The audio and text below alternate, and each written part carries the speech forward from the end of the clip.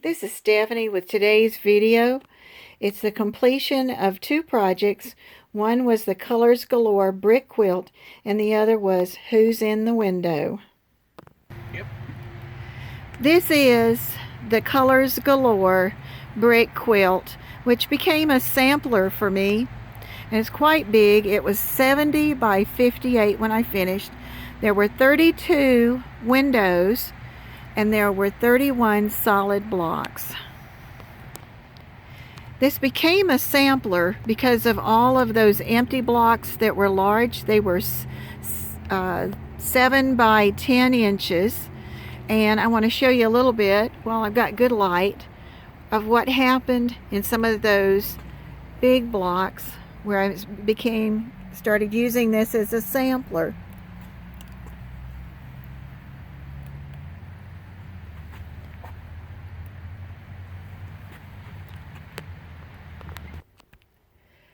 And it became a sampler because of the boredom factor, because I knew I was going to do all of the other windows in basically the same pattern. So I thought, how could I do this, and how could I enjoy doing this quilt? And I thought back to when I did that king size quilt that had 50 different 5-inch blocks in it. And I said, I'm going to take and see what I can use and put in something that's this large and give me great practice also on this quilt. And then I had been working on what I was going to do for the windows, and I came up with a vine that just wound down around the windows, was a continuous thread, so I didn't have to break it off, and lots of times I could go to the next window and keep going. I started out with brown thread on top and a brownish green and a brownish green on the bottom, and that was nice. My sewing machine liked it that way. And then sometimes I would change after I kept going. Like sometimes when there was a red block, I would change to a red. Or when I did the grays and I did the pebbles in there, I changed it to that. So this is a fairly easy project to put together. Gives you plenty of room to practice. And if you like to hand quilt like I do, this would be a great one for that. And by the time I got done, I had used my walking foot, my ruler foot, templates, rulers, just everything I could to do it. And here's the back. It has a green back on it. This is the second project of Who's in the Window. And that came from that same pattern. I had 10 blocks.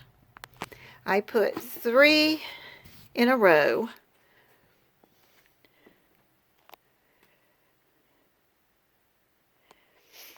And I had 1 left over.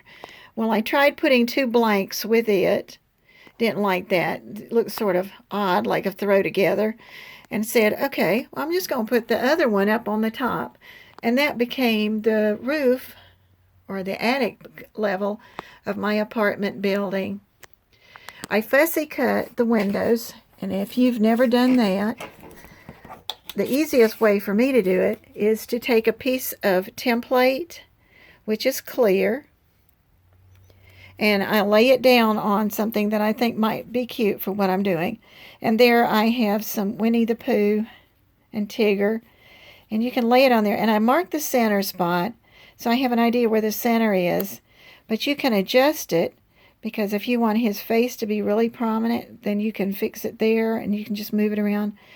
And what I usually do is do it on the back side if you can see through the fabric. But even on here it would probably work. Go ahead and make a nice dark line across around there.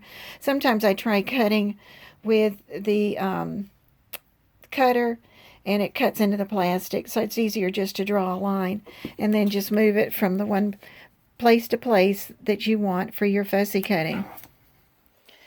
The second thing I did was I couldn't figure out a thread that I wanted to use for the whole thing. So I decided I don't use it very often, just on special occasions. I went back and I used invisible thread. And this is the one that I chose because I've had good luck with it. And whenever you buy invisible thread, be sure that you read carefully the back, because some of it is washable, will wash out with the project. Some of it can't take the heat of the iron. And those are some things that you want to check on before you do the invisible thread. The other thing that I learned, this was funny, was I got the first brown, and I had started with the same block, that we had, and just cut it on the diagonal. Well, because of the way it laid, I had two that would fit here, and I didn't have one for the other side. So when you lay those together, be real careful and think about what you're going to have when you get done. You have to fold it a different way so that you can get two of them. Then I added on the blue sky, and there again I had part of a 10-inch square. Now this one wasn't going to, rectangle rather, wasn't going to matter because both sides were going to be the same, front and back on the fabric. So when I cut that, but the thing that I did do, I'd seen about was setting in triangles and rectangles in different places, and it said to add material to it. So to make sure I had this come out right, I added material to this outer side of that triangle, so it was actually a little bit bigger when I got it. And then when I sewed the seam through here and laid it back, it was a little bigger, but it was perfect and it was ready to be cut off. This is a fun project. I can't wait to hang it on one of the kids' walls. It turned out to be 40.5 by 20 inches. And this is Who's in the Window. I hope you enjoyed seeing the end of those projects. This is Stephanie at Hightower Stitching. If you like, then subscribe and hit that like button.